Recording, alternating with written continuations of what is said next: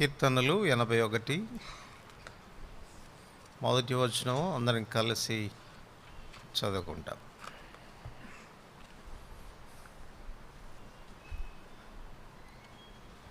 ఎనభై ఒకటో కీర్తన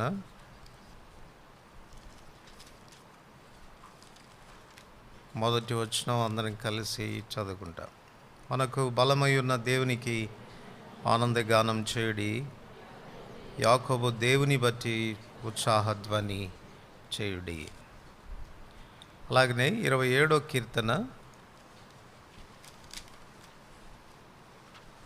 కీర్తనలు 27 మొదటి వచనం కూడా కలిసి చదువుకుంటాం.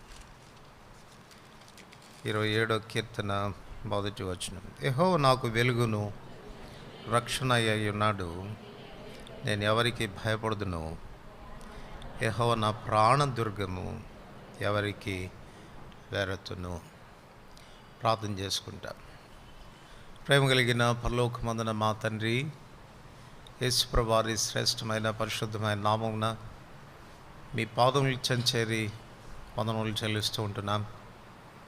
దయగలిగినటువంటి తండ్రి, మీరు మా రక్షకుడు అని, దయగలిగినటువంటి తండ్రి, మా పాపముల నుండి మమ్మల్ని విడిపించిన దేవుడవని, నిత్య జీవానికి మమ్మను పాత్రులుగా చేసిన దేవుడవని, దయగలిగినటువంటి తండ్రి, శక్తిమంతుడైన బలమైన దేవుడవని, దయగల తండ్రి, రాజులకు రాజుగా ప్రభులకు ప్రభుగా ఉండి తిరిగి రానైన దేవుడవని, మిమ్మల్ని స్తుతించి మీ నామను ఘనపరిచే ఆధిక్యత మీరు మాకు ప్రసాదించినందుకు వందనములు. ఈ ఉదయకాలం మరొకసారి మీ బలను సమీపించక పూర్వం మా వ్యక్తిగతమైన జీవితాలు పరిశీలన చేసుకోవటానికై మీరు ఇస్తున్న చక్కటి అవకాశాన్ని బట్టి వందనములు. చదువుకున్న ఈ లేఖన భాగాలను తిరిగి మీ చేతిలో పెట్టుకుంటుండగా మీరే విరిచి ఆశీర్వదించి మాకు వడ్డించండి. ధర్మశాస్త్రంలోని ఆశ్చర్యకరమైన సంగతులు చూసినట్లు మా కనులు తెరవమని ప్రార్థిస్తూ ఉంటున్నాను. నిష్ప్రయోజకమైన దాసుడను, బలహీనుడను, హద్దుబాటులు కలిగిన వాడను మీ రక్త ప్రోక్షణ క్రిందికి మరొకసారి నన్ను నేను తెచ్చుకుంటుండగా నన్ను ప్రతిష్ఠించి నా నోట మీ మాటలుంచి పలుకుటకు వాక్శక్తిని ప్రసాదించమని, తద్వారా మీ ప్రజలను మీరు సంధించమని యేసు ప్రభు నామమున వందనములతో ప్రార్థిస్తున్నాను తండ్రి, ఆమేన్.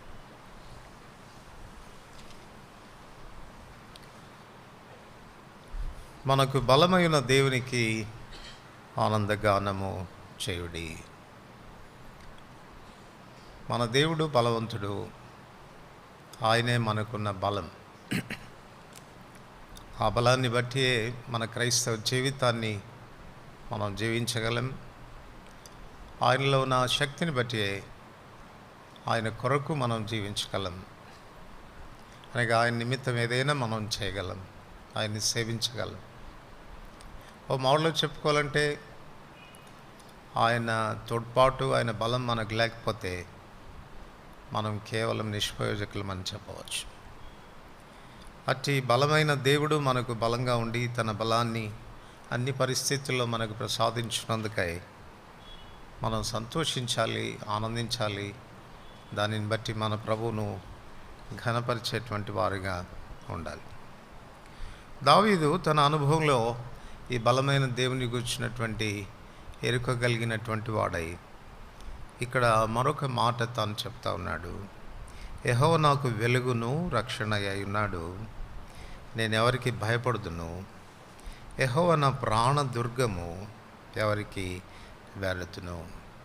ఇంగ్లీష్లో ప్రాణదుర్గము అన్న దగ్గర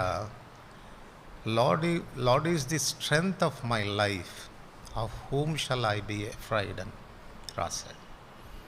స్ట్రెంగ్త్ అనేటువంటి మాట, ప్రాణదుర్గము అనే దగ్గర ఆయన నా బలము అనేటువంటి మాట తాను వినియోగిస్తున్నట్లుగా మనం చూడవచ్చు.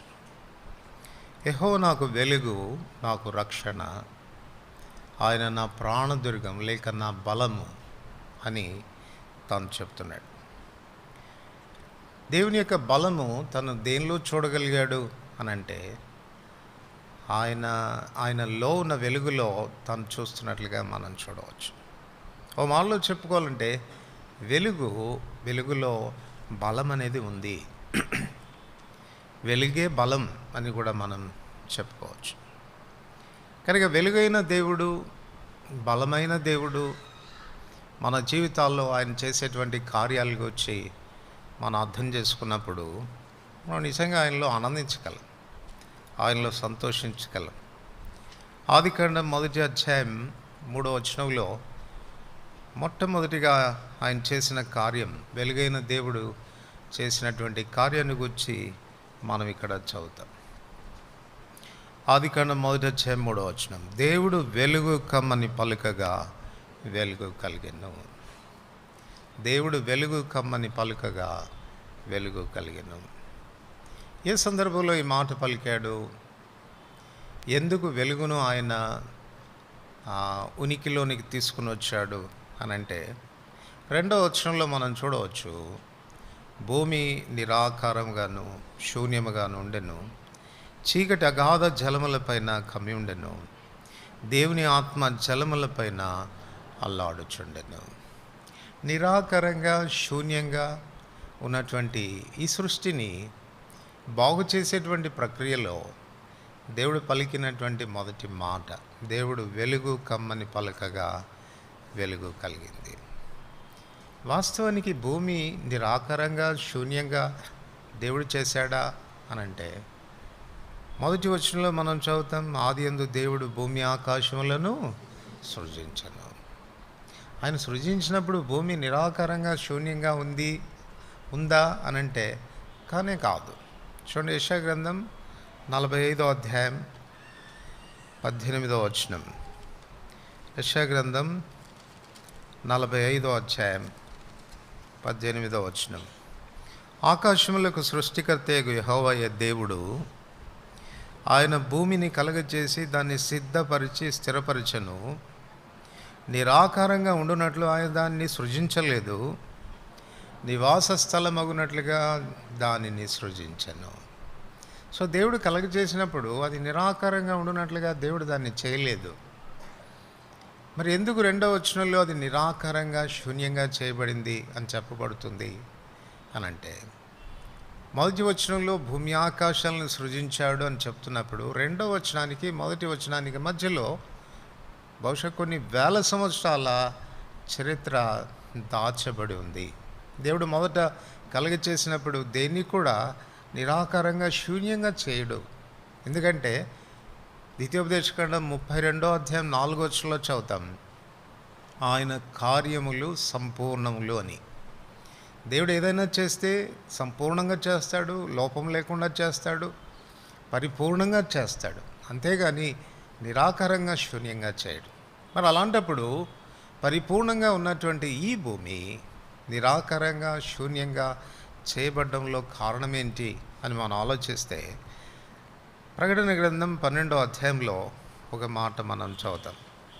ప్రకటన గ్రంథం 12వ అధ్యాయం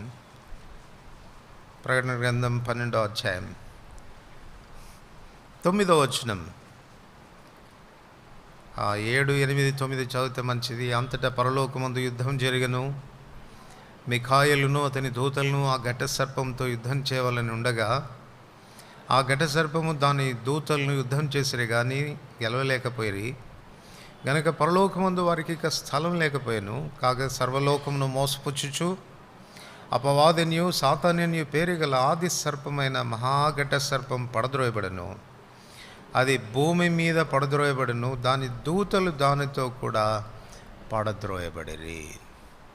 సో దేవుడు సృజించినటువంటి ఇంకా మానవుని కలగచేయక పూర్వమే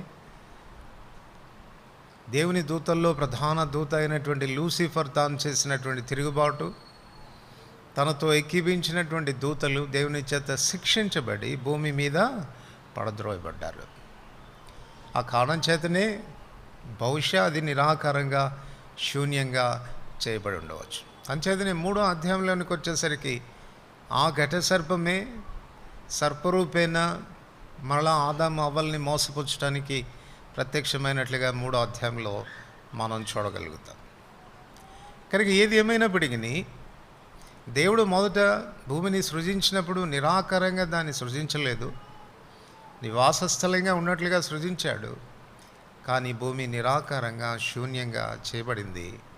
చీకటి అగాధ జలముల మీద కమ్మింది. ఇటువంటి చెడిపోయిన, నిరాకారంగా, శూన్యంగా చేయబడినటువంటి దానిని మరలా రెస్టోర్ చేసే విషయంలో, బాగు చేసేటువంటి విషయంలో దేవుడు పలికిన మొదటి మాట, వెలుగు కమ్మని పలుకగా వెలుగు కలిగింది. అట్లు నిరాకారంగా, శూన్యంగా ఉన్నటువంటి భూమిని మరలా ప్రభు ఉనికిలోనికి తీసుకొచ్చాడు. దానికంటే ఒక రూపం ఏర్పడినట్లుగా చేశాడు. అది పరిపూర్ణమైనదిగా ఉన్నట్లుగా చేశాడు. అందుకే ఆదికాండం 1వ అధ్యాయం చివరి వచనంలో మనం ఈ మాట చదువుతాం. దేవుడు తాను చేసినది యావత్తును చూచినప్పుడు అది చాలా మంచిదిగా ఉండెను. అస్తమయమును ఉదయమును కలగగా 6వ దినమాయెను.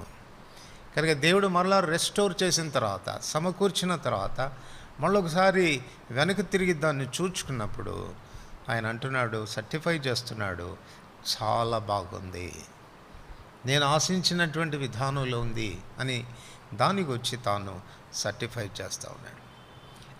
ఎలాగైతే అపవాది చేత ఈ భూమి నిరాకారంగా, శూన్యంగా చేయబడిందో అదే విధానంలో మానవుని యొక్క జీవితం కూడా ఆ రీతిగానే చేయబడింది.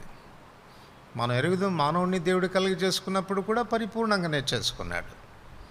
దేవుడు తన స్వరూపమందు తన పోలిక చొప్పున నరుని సృజించినాడు.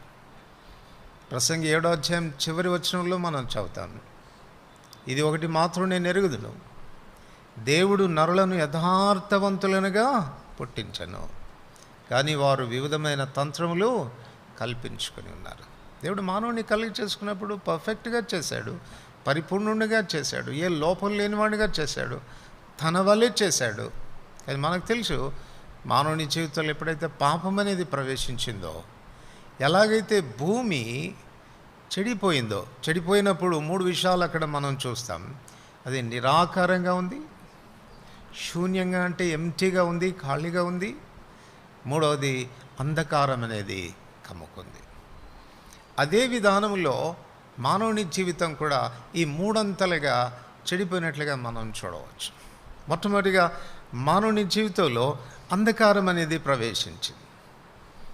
1 కొరింథీ 2 కొరింథీ 4వ అధ్యాయం 4వ వచనంలో మనం చదువుతాం కదా, ఈ యుగ సంబంధమైన దేవత అవిశ్వాసులైన వారి మనోనేత్రాలకు గురుడితనం కలిగజేశాడు. సో పాపము మానవుని జీవితంలో మొదటిగా అంధకారాన్ని తీసుకొచ్చింది, అంధత్వాన్ని తీసుకుని వచ్చింది.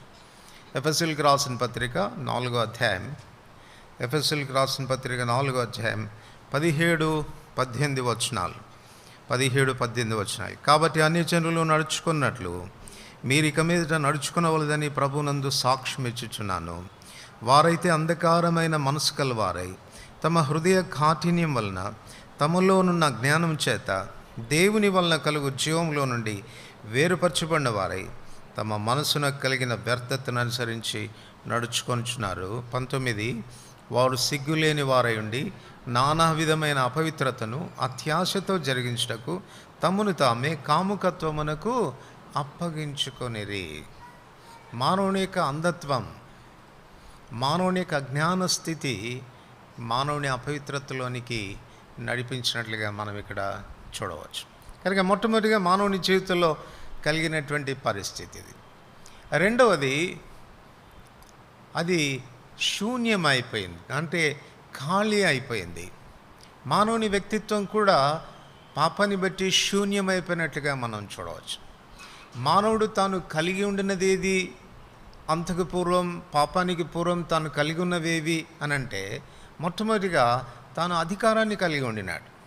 ఆదికాండం 1వ అధ్యాయం 28వ వచనం ప్రకారంగా సమస్త సృష్టిని ఏలేటువంటి ఆధిపత్యం అనేది దేవుడు తనకి ఇచ్చాడు. ఏలికగా దేవుడు తను చేసినాడు. కానీ ఆ అధికారాన్ని తాను పోగొట్టుకున్నట్లుగా మనం చూడవచ్చు. తర్వాత రెండవదిగా మనం గమనిస్తే కొరింథీయులకు రాసిన మొదటి పత్రిక 11వ అధ్యాయం 7వ వచనంలో ఈ మాట మనం చదువుతాం. కొరింథీయులకు రాసిన మొదటి పత్రిక 11వ అధ్యాయం 7వ వచనం, పురుషుడు అయితే దేవుని పోలికయు మహిమయునై ఉన్నాడు.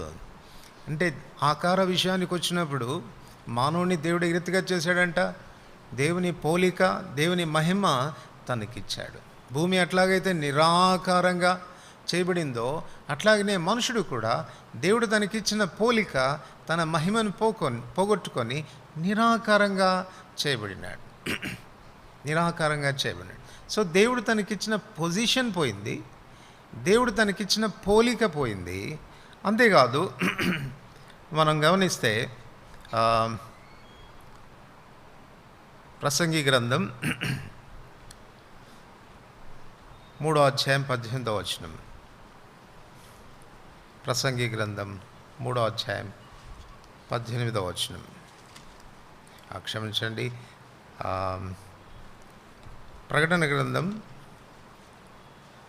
22వ అధ్యాయం. ప్రకటన గ్రంథం 22వ అధ్యాయం.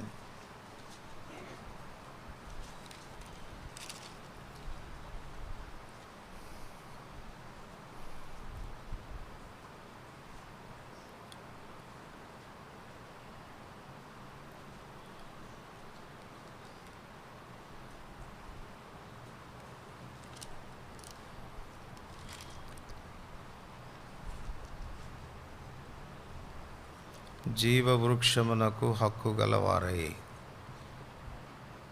ఎలా వచ్చినది? 14వ వచనం. జీవవృక్షమునకు హక్కు గలవారే గుమ్మముల గుండా ఆ పట్టణంలోనికి ప్రవేశించినట్లు తమ వస్త్రములను ఉదుక్కొని వారు ధన్యులు. సో ఏదైనా తోటలో తానున్నప్పుడు, పాపరహితుడిగా తానున్నప్పుడు తనకున్న మరొక ఆధిక్యత ఏంటంటే జీవవృక్షానికి హక్కుదారుడుగా ఉన్నాడు. అందుచేతనే పాపం చేసిన తర్వాత ప్రభు ఏం చేశాడు చెప్పండి? బహుశా తాను చేయి చాపి ఆ జీవవృక్ష ఫలాలు తింటాడేమో అని ఏదోని తోటలో నుండి కూడా తను వెళ్ళగొట్టేసినట్లుగా మనం చూస్తాం. సో ఇవన్నీ తనకున్నటువంటి ఆధిక్యతలు. అధికారం కలిగిన వాడుగా ఉంటూ వచ్చినాడు, ఆధిపత్యం కలిగినటువంటి వాడుగా ఉంటూ వచ్చినాడు, దేవుని యొక్క మహిమ సారూప్యతను కలిగినటువంటి వ్యక్తిగా ఉంటూ వచ్చినాడు, జీవవృక్షానికి హక్కు కలిగినటువంటి వాడుగా ఉంటూ వచ్చినాడు.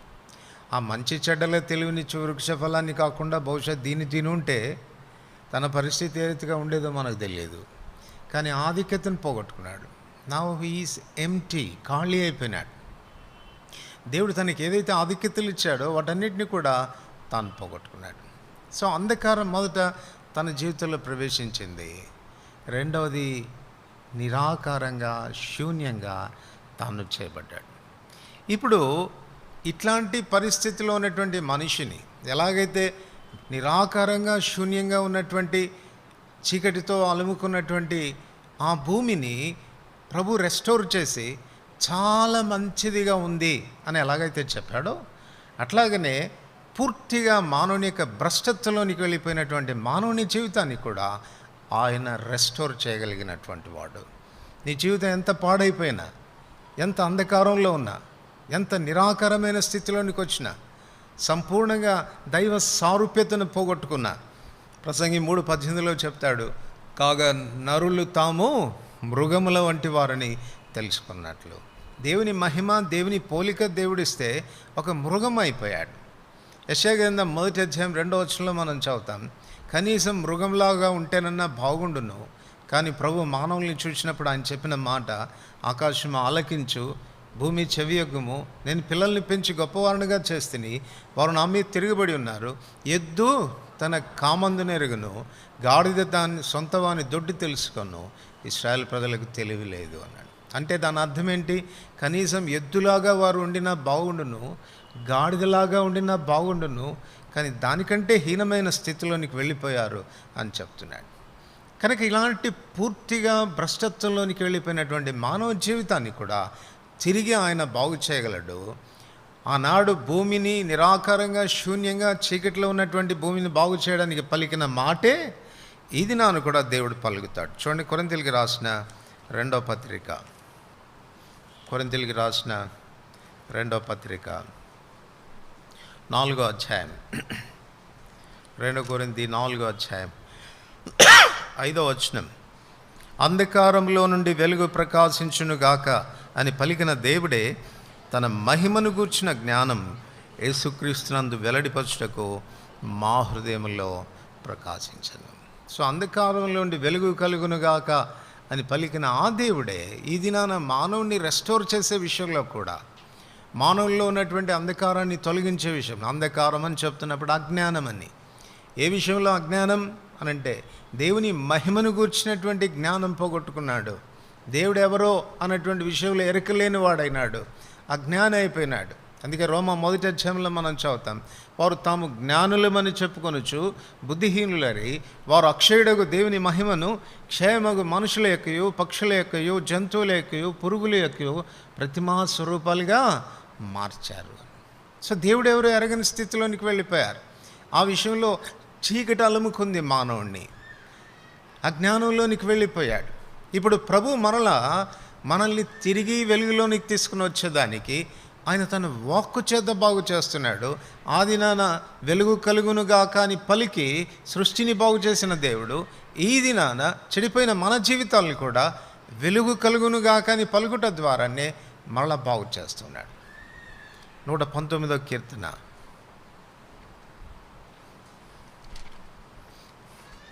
119వ కీర్తన 130వ వచనం.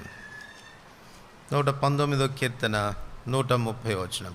నీ వాక్యములు వెల్లడి అగుట తోడనే వెలుగు కలుగును, తెలివి లేని వారికి తెలివి కలిగించును. సో అజ్ఞానంలో ఉన్నటువంటి మనకు జ్ఞానాన్ని కలగ చేయడానికి మరలా తన వాక్కు ద్వారా దేవుడు మనల్ని సంధిస్తూ ఉన్నాడు. ఈ మధ్యాహ్నం గుర్తుంచుకోవాల్సినటువంటి విషయం ఏంటంటే, నీ జీవితం ఎంత చెడిపోయినా, ఆ పిల్లల్ని కొంచెం పక్కకు తీసుకెళ్ళమని చెప్పండి. ఎవరో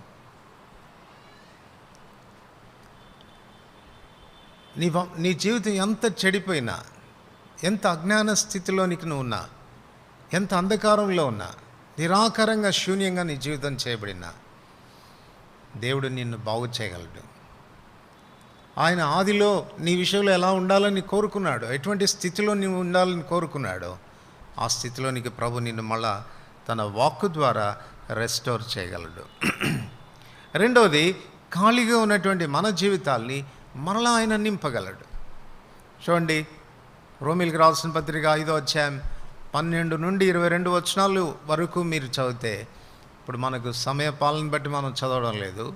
రోమ 5వ అధ్యాయం 12 నుండి 22 వచనాల్లో మనం చదివే విషయం ఏంటంటే, ఆదామునందు పాపాన్ని బట్టి మనం పోగొట్టుకున్నవన్నీ కూడా కడపటి ఆదామైనటువంటి యేసుక్రీస్తు ప్రభువులో రెస్టోర్ అవుతున్నట్లుగా మనం చూడవచ్చు, సమకూర్చబడుతున్నట్లుగా మనం చూడవచ్చు.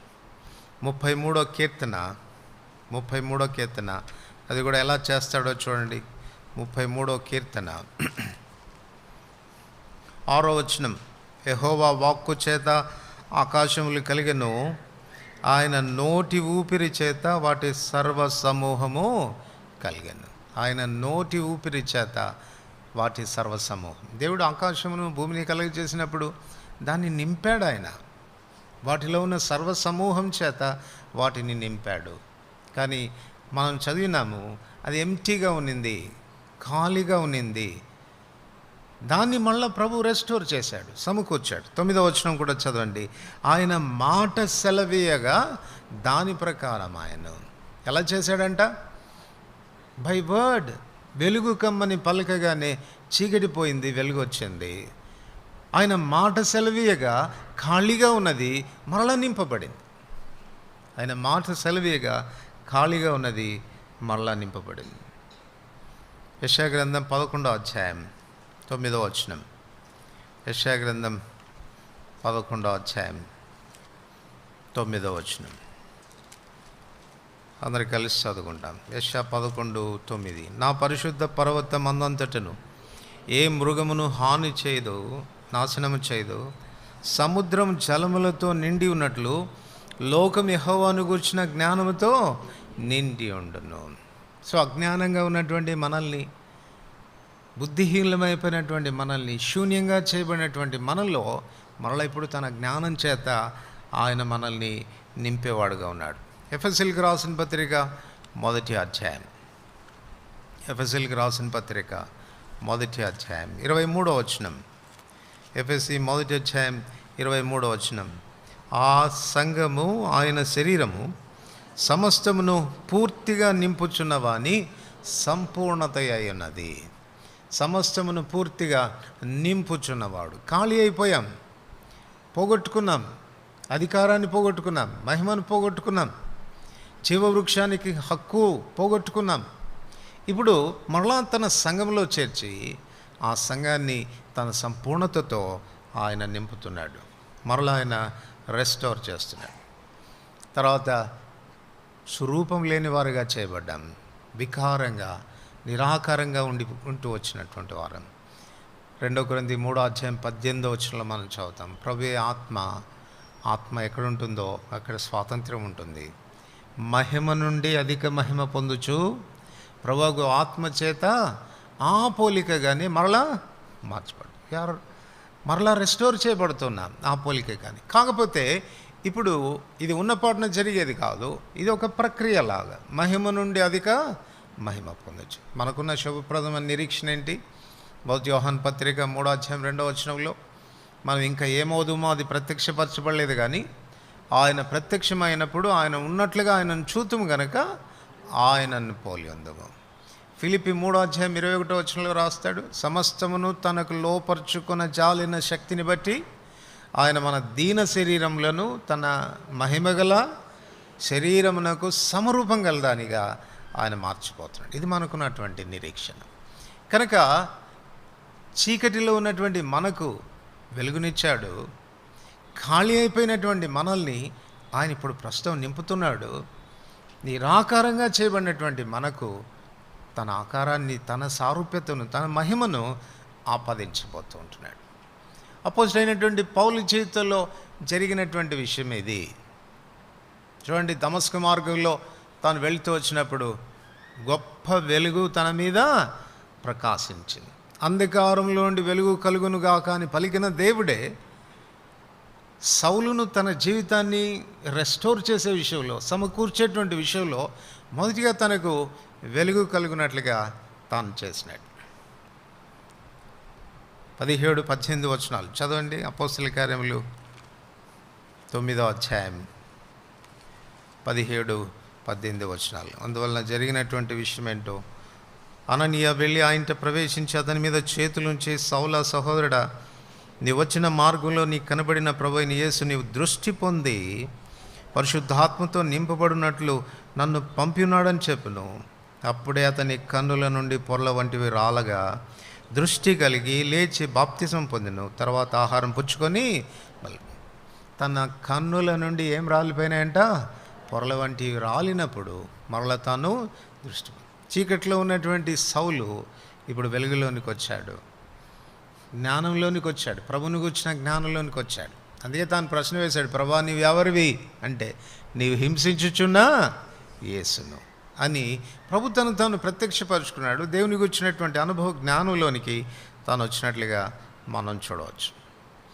ఆ తర్వాత సౌలు జీవితాన్ని ప్రభు నింపాడు కదా. 2 కొరింథీ 4:7 పౌలు తన జీవితాన్ని గురించి చెప్తూ అంటాడు, మంచి ఘట్టములలో ఈ ఐశ్వర్యము మాకు కలదు. మంచి ఘటాల్లో ఈ ఐశ్వర్యం మాకు కలదు. ఏ ఐశ్వర్యం అంటే పై వచనాల్లో చదువుతాం, దేవుని మహిమను గూర్చిన జ్ఞానం. రక్షకుడిగా ఆయన ఎరుగుట మాత్రమే కాదు, మరింత ఎక్కువగా ప్రభువును గూర్చినటువంటి జ్ఞానంలోనికి తాను వచ్చాడు. మిగిలిన అపోస్తలులందరికంటే ఎక్కువైనటువంటి ప్రత్యక్షతలు తనకు అనుగ్రహించబడ్డాయి. తను రాస్తూ 2 కొరింథీయులకు రాసిన పత్రికలో రాస్తాడు, నేను ఒక మనిషిని ఎరుగుదును, అతడు 3వ ఆకాశానికి కూడా కొనుపోబడ్డాడు. శరీరంతో కొనుపోబడ్డాడో శరీరం లేకుండా కొనుపోబడ్డాడో నాకు తెలియదు. నేను అక్కడికి వెళ్ళి చాలా సంగతులు చూశాను, చాలా సంగతులు నేర్చుకున్నాను అని తన్ను గుర్చే తాను ఇండైరెక్ట్గా రాయడం ప్రారంభిస్తాడు. అంతకంటే గొప్ప ప్రవక్తను, గొప్ప అపోస్తలుని మనం చూడలేం. కారణం, దేవుడు తను నింపుతూ వచ్చినాడు. మొదటిగా తన కళ్ళు తెరిచాడు, తనకు వెలిగించాడు. రెండవది తను నింపుతూ వచ్చినాడు. మూడవది తన ఆకారంలోనికి పౌలుని తీసుకొచ్చాడు. అపోజిట్ పౌలు చెప్పినట్లుగా అంత ధైర్యంగా చెప్పినవాడు మరొకడు మనకు కనపడ్డు. 1 కొరింథీ 11:1 అంటాడు, నేను క్రీస్తును పోలి నడుచుకున్న ప్రకారం మీరు నన్ను పోలి నడుచుకోండి. అంటే పోలి నడుచుకోవడం అంటే అర్థం ఏంటి? ఆయన వలే జీవించాను, ఆయన ఆకారం నాలో కనపడింది. అది పౌలు ఇచ్చేటువంటి సాక్ష్యం.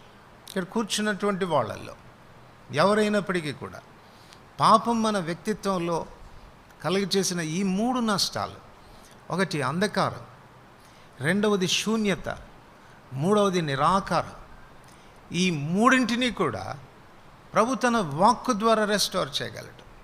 నువ్వు ఆయన వాక్యానికి రెస్పాండ్ అయితే చాలు, ఆయన వాక్యానికి ప్రతిస్పందిస్తే చాలు, దేవుని వాక్యం నీ జీవితంలో కార్యం చేస్తుంది.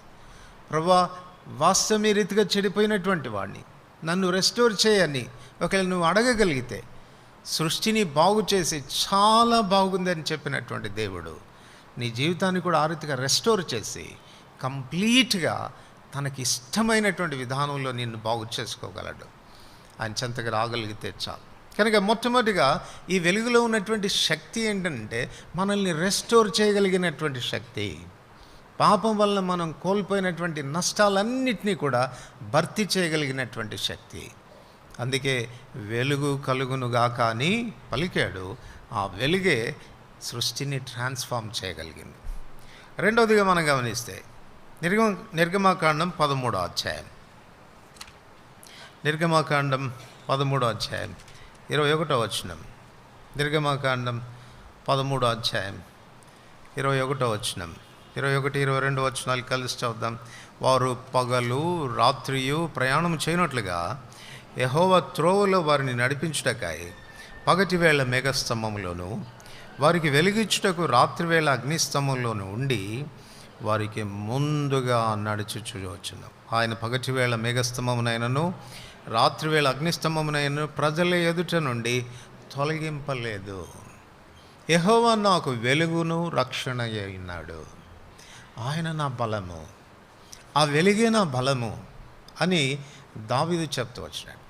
సో మొట్టమొదటిగా బలం చేసింది ఏంటంటే మనం పోగొట్టుకున్నవన్నీ కూడా రెస్టోర్ చేసింది, తిరిగి మనల్ని సమకూర్చింది. రెండవదిగా ఈ వెలుగులో ఉన్నటువంటి శక్తి ఏంటంటే ఇట్ లీడ్స్ అస్, అది మనల్ని నడిపిస్తుంది. ఎటువంటి పరిస్థితుల్లో కూడా నడిపిస్తుంది అంటే చీకటిలో కూడా మనల్ని నడిపిస్తుంది. చీకటిలో కూడా లోకస్తులకు మనకున్నటువంటి వ్యత్యాసం ఏంటో చూడండి. యెషయా గ్రంథం 59వ అధ్యాయం, యెషయా గ్రంథం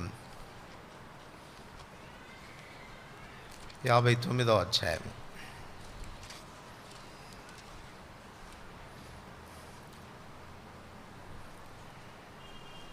9-10 వచనాలు కలిసి చదువుకుంటాం. 9-10 వచనాలు. కావున న్యాయం మాకు దూరంగా ఉన్నది, నీతి మమ్మల్ని కలుసుకొనటం లేదు.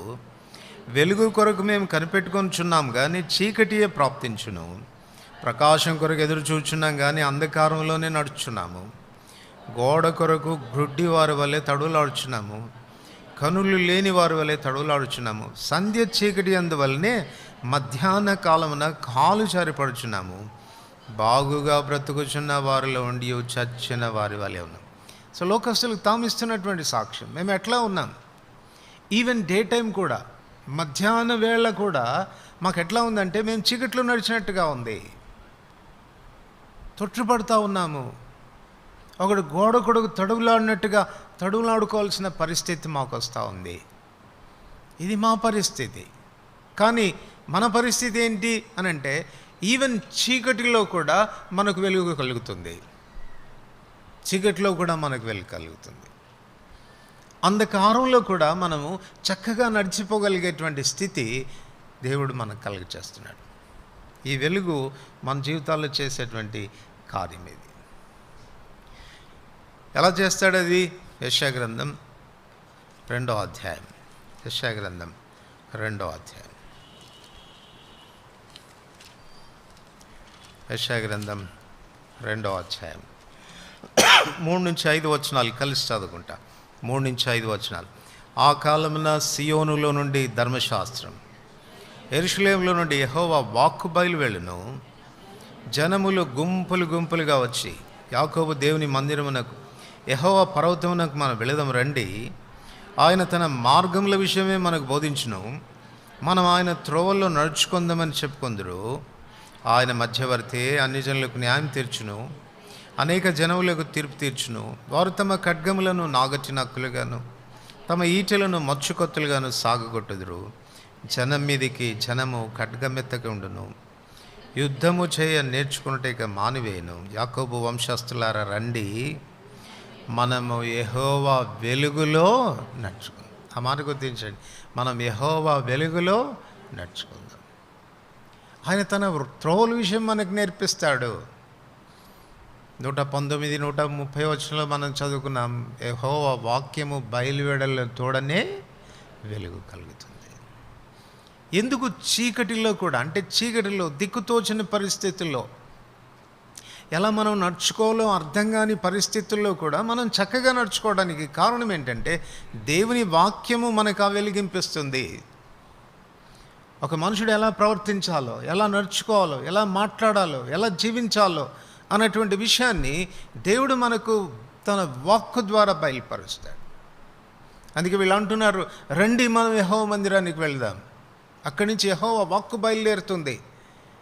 ఆయన త్రోలు ఆయన మనకు తెలియచేస్తాడు, మనం ఎలా నడుచుకోవాలో మనకు నేర్పిస్తాడు. రండి మనం వెళ్దాం. కనుక మనము చీకటిలో నడవము, అంధకారం మనకు అంధకారంగా ఉండదు. కారణం ఏంటంటే ఆయన రాత్రివేళ మనకు అగ్నిస్తంభంగా, వెలిగించుటకై అగ్నిస్తంభంగా ఆయన ఉండి మనల్ని నడిపిస్తాడు. 119వ కీర్తన 105వ వచనం, 119వ కీర్తన 105. చూడకుండా చెప్తారా? నీ వాక్యం నా పాదములకు దీపం, నా త్రోవకు వెలుగునైనది. 43వ కీర్తన 3వ వచనం, 43వ కీర్తన 3వ వచనం కలిసి చదువుతాం. 43వ కీర్తన 3వ వచనం. నీ వెలుగును నీ సత్యమును బయలుదేర చేయము, అవి నాకు త్రోవ చూపును, అవి నీ పరిశుద్ధ పర్వతమునకు. కనుక సరి అయినటువంటి మార్గంలో మనం నడిచేదానికి అది మనల్ని తీసుకుని వెళ్తుంది. కనుక వెలుగులో మనం నడుచుకోవడానికి నీ వెలుగు నీ సత్యం బయలుదేరి చేయము, అవి నాకు త్రోవ చూపిస్తాయి. అంచేత మనం తొట్టిల్లం, చీకటిలోనైనా చక్కగా నడుచుకొని వెళ్ళేదానికి ఆస్కారం ఉంది.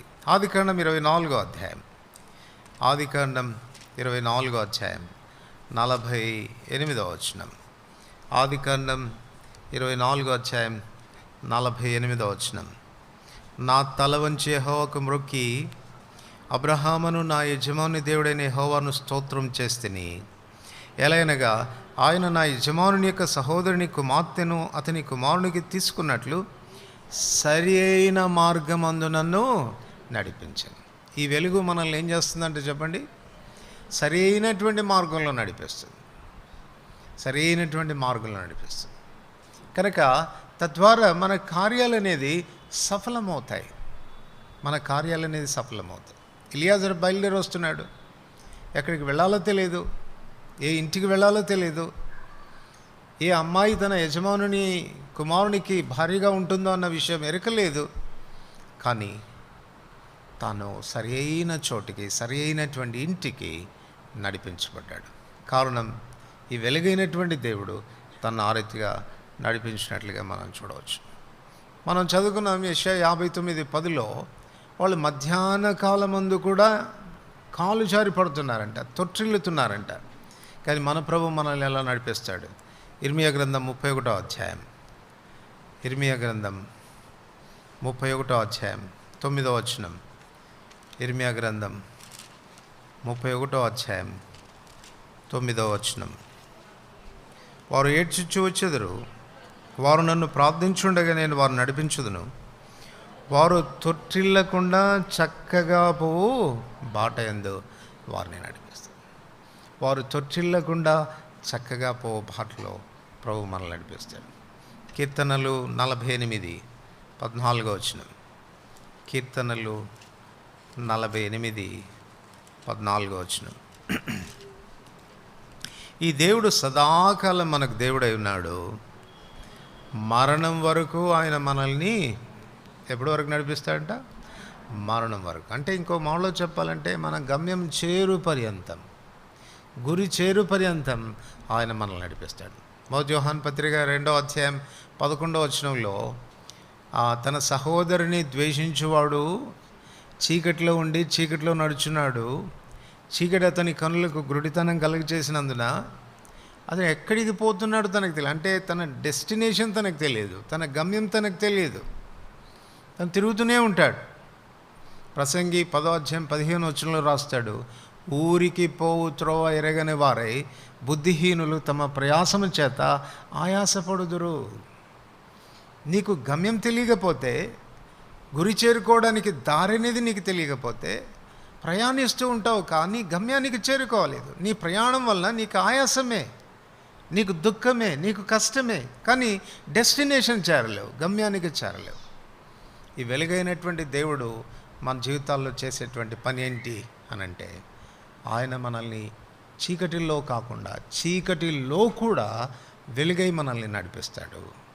తొట్టిల్లకుండా మనం చక్కగా పోనట్టుగా చేస్తాడు. అంతేకాదు, గమ్యం చేరు పర్యంతం మనల్ని నడిపిస్తాడు. కనుక ఈ వెలుగు మన జీవితాల్లో చేసేటువంటి పని ఏంటంటే, అది మనల్ని గైడ్ చేస్తుంది, నడిపిస్తుంది అని చెప్పవచ్చు. ఇప్పుడు మరలా మనం చదువుకున్న భాగంలోనికి వస్తే 27వ కీర్తన 1వ వచనం, యెహోవా నాకు వెలుగును రక్షణ అయి ఉన్నాడు. యెహోవా నాకు వెలుగును రక్షణ అయి ఉన్నాడు. సో మన ప్రభు ఆయన మన రక్షకుడుగా ఉంటాడంట. ఎట్లా ఉంటాడు అని అంటే, తన వెలుగు చేత మనల్ని కాపాడుతాడు. తన వెలుగు చేత మనల్ని కాపాడుతాడు. ఎట్లా కాపాడుతాడు అని అంటే, 1 తిమోతి 3వ అధ్యాయం 16వ వచనంలో ఆయన గురించి రాయబడిన మాటలు ఏంటంటే, ఆయన దురవగాహనమైన తేజస్సులో అమరత్వం కలిగి నివసించేవాడు. ఆయనలో ఉన్న వెలుగు ఎంత గొప్పది అని అంటే, ఎవరు కూడా దాన్ని సమీపించలేరు, ఎవరు కూడా దాన్ని సమీపించలేరు. తన వెలుగు ఎంత గొప్పదో అన్నటువంటి విషయాన్ని ఆ పిల్లల్ని ఎటుపడితే అటు వదిలిపెడుతున్నారు, వాళ్ళు కేకలు వేయటం ఆ తల్లిదండ్రులకు చెప్పాలా? ఆ వెలుగైన దేవుడు తాను ఎంత ప్రభావం కలిగినటువంటి వెలుగైనటువంటి దేవుడో అన్నటువంటి విషయాన్ని బయలుపరిచేదాన్ని కొరకు మీరన్నా ఎవరన్నా వెళ్ళండి, ఆ పిల్ల ఒకటే తిరుగుతూ ఉంది అక్కడ, చెప్పండి ఆ తల్లికి. వెలుగైన దేవుడు తాను ఎంత ప్రభావం కలిగినటువంటి వెలుగైనటువంటి వాడు అన్నటువంటి విషయాన్ని బయలుపరచడానికి సూర్యుని కలగచేశాడు. సూర్యుడు దేవుని సృష్టి. దేవుని సృష్టి అయినటువంటి సూర్యుడినే మనం చూడలేమే, భౌతికమైనటువంటి నేత్రాలతో ఎన్నో వందల మైళ్ళ కిలోమీటర్ల దూరంలో ఉండి కూడా చూడలేమే. ఇక సూర్యుని కలుగచేసినటువంటి దేవుని యొక్క వెలుగు ఎంత గొప్పది! ఆయన సమీపించగలమా? ఆయన చెంతకు వెళ్ళగలమా?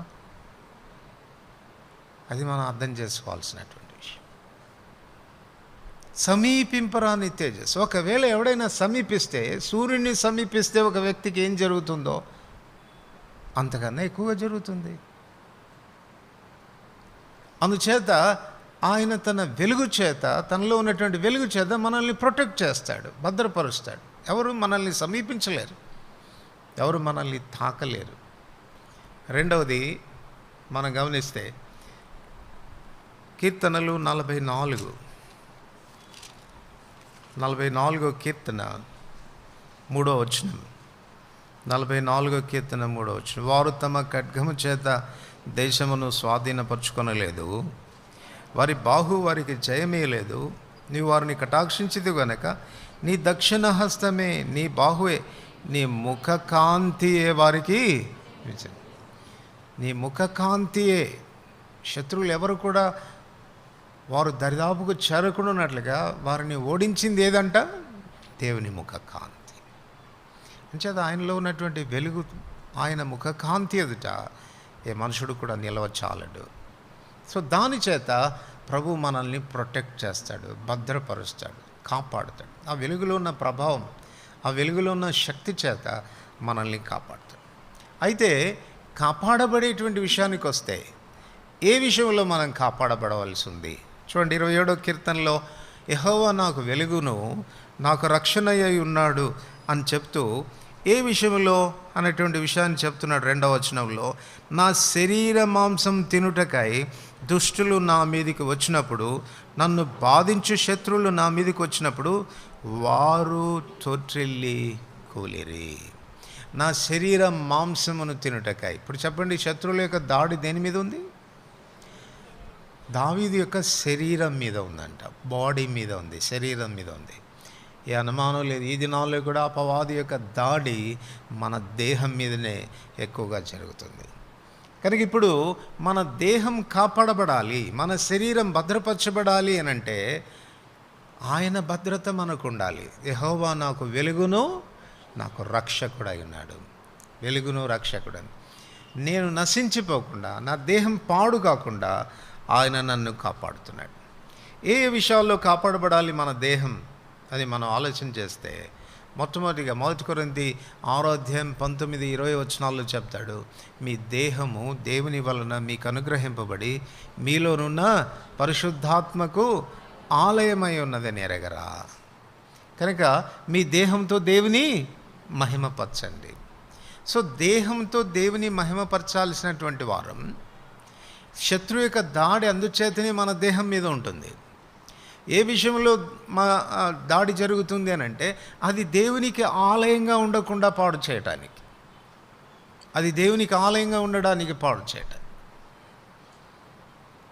మత్తయి సువార్త 21వ అధ్యాయంలో అదే కదా మనం చదువుతాం. తాను యెరూషలేమునికి వచ్చినప్పుడు ఆయన వారందరినీ ఆయన ఆలయంలో ఉండి, ఇది నా ప్రార్థనా మందిరం అనబడుతుంది, మీరు దానిని దొంగల గుహగా చేశారు అని చెప్పి వారందరినీ కూడా తాను వెళ్ళగొట్టినట్లుగా మనం చూస్తాం. ఈ దినాల్లో ఆయనకు ఆలయంగా ఉండాల్సినటువంటి మన దేహాలు నిజంగా ఆయనకు ఆలయాలుగా ఉన్నాయా?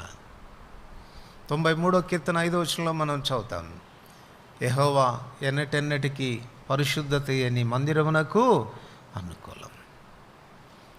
సో దేవుని ఆలయం అనేది పరిశుద్ధమైనదిగా ఉండాలి, పవిత్రమైనదిగా ఉండాలి. ఎందుకంటే మహాపవిత్రుడు అందులో వసిస్తాడు. మహాగణుడు, మహోన్నతుడు, పరిశుద్ధుడు, నిత్య నివాసైన వాడు ఇలాగ సెలవుచ్చినాడు, నేను మహోన్నతమైన పరిశుద్ధ పర్వతాల్లో, పరిశుద్ధ స్థలంలో వసించేవాడిని. 15వ కీర్తన 1వ వచనంలో చదువుతాం, యెహోవా పరిశుద్ధ పర్వతమును ఎక్కదగిన వాడెవడు. ఆయన సన్నిధిని ఒక అతిథిగా నిలవదగినటువంటి వాడెవడు? Who can stand? ఎవరు ఆయన ఎదుట నిలవగలరు? ఒక చిన్న ఉదాహరణ మీరు చూడవచ్చు. ఫిలిస్తీన్లు మందసాన్ని తీసుకుని వెళ్ళిపోయిన తర్వాత బెత్షెమెషు వారి దగ్గరికి వచ్చినప్పుడు, బెత్షెమెషు వారు పాపం అమాయకంగా ఆ కరుణాపీఠాన్ని ఎత్తి చూశారు. ఏముంటుందో ఈ మందసం, అసలు ఎన్నడూ మా దరికి రానియరే, ఈ యాజకులు మమ్మల్ని చాలా దూరంగా పెడతారే, అసలు దీన్ని చూడాలని అంటే ఎప్పుడు మాకు అవకాశం దొరకదు. ఇప్పుడు దొరికింది అని కరుణాపీఠాన్ని ఎత్తి చూసినప్పుడు సుమారుగా 50,000 పైచిలుకు ప్రజలు ఒక్కసారిగా చనిపోయారు. అప్పుడు వాళ్ళు అన్నటువంటి మాట ఏంటి చెప్పండి? వాళ్ళు అన్న మాట ఏంటి? అమ్మో, ఈ పరిశుద్ధుడైన దేవుని ఎదుట ఎవరు నిలవగలడు అని అనుకున్నారు. ఇప్పుడు ఆ మందసమే ఎక్కడుంటుందంట? ఎక్కడుంటుంది? మందసంలో ఏమున్నాయి చెప్పండి? రాతి పలకలు ఉన్నాయి కదా, ధర్మశాస్త్రం రాయబడినటువంటి రాతి పలకలు ఉన్నాయి కదా. హెబ్రీ 8వ అధ్యాయంలో ఏం చదువుతాం మనం? ఇప్పుడు అవి మన హృదయం అనేది పలకల మీద రాయబడింది. అంటే ఒక మామూలుగా చెప్పుకోవాలని అంటే ఆ దినాన వెలుపల ఉన్న మందసం ఈ దినాన మన హృదయంలో ఉంది. ఆ మందసం ఉండాలి అని అంటే అది ఎంత పవిత్రమైనటువంటి ప్రదేశంగా ఉండాలి ఆలోచించండి. ఫిలిస్తీన్లు పట్టుకెళ్ళిపోయారు చాలా గంభీరంగా మందసాన్ని, కానీ ఏం చేశారు? ఆ దాగోను గుడిలో పెడితే ఆ దేవత కాళ్ళు చేతులు ఇరిగిపోయినాయంట. మొండెం కూడా కేవలం మొండెం మిగిలింది. వాళ్ళు వచ్చి చూసుకునేసరికి ఆ పరిస్థితి చూసి నేటి వరకు కూడా మళ్ళీ ఆ మందిరం యొక్క గుమ్మం వాళ్ళు తొక్కటం లేదు. ఆ తర్వాత దేవుడు వాళ్ళని గడ్డల రోగం చేత బాధిస్తూ వస్తే కేకలు వేశారు, అయ్యి బాబోయ్, ఈ మందసం మా దగ్గరికి వద్దండి, మా దగ్గరికి వద్దండి, దయచేసి తీసుకురావద్దు మా దగ్గరికి అని కేకలు పెట్టారు. పరిశుద్ధుడైన దేవుడు, ఆయన వసించేటువంటి ప్రదేశం పరిశుద్ధమైంది. నిన్ను, నీ హృదయాన్ని ఆయనకు ఆలయంగా చేసుకుంటే ఎంత పవిత్రంగా దాన్ని కాపాడుకుంటున్నావు అనేది ప్రాముఖ్యమైనటువంటి విషయం. తెలుసా, సాతాను యొక్క దాడి దేవుని మందిరం మీద ఉంటుంది. నా శరీరం తినివేయడానికి దుష్టులు నా మీదకి వస్తూ ఉన్నారు. అది దావీదు చెప్తున్నటువంటి మాట. కానీ తను అంటున్నాడు, యెహోవా నాకు వెలుగుగా ఉన్నాడు, ఆయన నన్ను ప్రొటెక్ట్ చేస్తూ ఉన్నాడు, భద్రపరుస్తున్నాడు, అందువల్ల నేను కాపాడబడగలిగాను. రెండోదిగా మనం గమనిస్తే రోమీయులకు రాసిన పత్రిక 6వ అధ్యాయం 13వ వచనం. రోమీయులకు రాసిన పత్రిక 6వ అధ్యాయం 13వ వచనం. రోమ 6:13. మరియు మీ అవయవములను దుర్నీతి సాధనములుగా పాపమునకు అప్పగింపకుడి, అయితే మృతుల్లో నుండి సజీవులం అనుకొని మిమ్మును మీరే దేవునికి సాధనములుగా అప్పగించు. నీతి సాధనాలుగా అప్పగించండి. Instruments of righteousness. నీతి అంటే మన ప్రభువే, మనం ఎవరిమేనంటే ఆయన చేతిలో ఇన్స్ట్రుమెంట్స్, సాధనాలు. దేని కొరకు వాడబడాలి? దుర్నీతి కొరకు కాదు, నీతి కొరకు వాడబడాలి. ఇది మన శరీరంలోని అవయవాలన్నింటినీ కూడా ప్రభు సేవ నిమిత్తం, ఆయన ఉద్దేశాల కొరకు, ఆయన చిత్తానుసారంగా మనం వాడాల్సినటువంటి అవసరం ఉంది. అందుకే అపోజిటైనటువంటి పౌలు అంటాడు, నా శరీరం చదవండి, ఫిలిప్పీలకు రాసిన పత్రిక 1వ అధ్యాయం, ఫిలిప్పీలకు రాసిన పత్రిక 1వ అధ్యాయం 19వ వచనం. మరియు నేను ఏ విషయంలో సిగ్గుపడక ఎప్పటి వలన ఇప్పుడును పూర్ణ ధైర్యంతో బోధించడం వలన నా బ్రతుకు మూలంగానైనా సరే, చావు మూలంగానైనా సరే, క్రీస్తు నా శరీరమందు ఘనపరచబడాలి. క్రీస్తు నా శరీరమందు ఘనపరచబడాలి. క్రీస్తు నాలో వసించాలి. అందుకు నా శరీరం ఆలయంగా ఉండాలి. రెండవది, నా ద్వారా క్రీస్తు ఘనపరచబడాలి. ఎప్పుడు అంటే నేను ఆయన పని చేసినప్పుడు, నేను ఆయన కొరకు జీవించినప్పుడు, నా శరీరంలో ఉన్నటువంటి అవయవాలన్నీ నీతికి సాధనాలుగా వినియోగించబడినప్పుడు. అంచేత శత్రువుకు బాగా తెలుసు, మనల్ని దుర్నీతికి సాధనాలుగా మన శరీరంలోని అవయవాలను వాడడానికి వాడు మన మీద దాడి చేస్తాడు. నా శరీరం మీద దాడి జరుగుతూ ఉంది, అది దావీదు చెప్తున్నటువంటి మాట. యోహాను సువార్త 1వ అధ్యాయం, యోహాను సువార్త 1వ అధ్యాయం 1వ వచనం కలిసి చదువుకుంటాం. యోహాను సువార్త 1వ అధ్యాయం 1వ వచనం. ఆదియందు వాక్యముండెను, వాక్యము దేవుని యొద్ద ఉండెను, వాక్యము దేవుడై ఉండెను. ఇప్పుడు చదవండి 14వ వచనం. ఆ వాక్యము శరీరధారి అయి కృపాసత్య సంపూర్ణుడుగా మన మధ్య నివసించెను. తండ్రి వలన కలిగిన అద్వితీయ కుమారుని మహిమ వలె మనం ఆయన మహిమను కనుగొంటిమి. వాక్యరూపేణ ఉన్న దేవుడు శరీరధారి అయ్యాడు.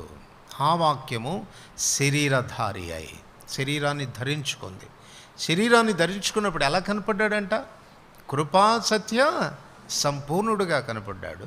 తండ్రి వలన కలిగిన అద్వితీయ కుమారుని మహిమ వల్లే మనం ఆయన మహిమను కనుగొంటి. ఒక మాటలో చెప్పుకోవాలంటే, he reflected God and his glory.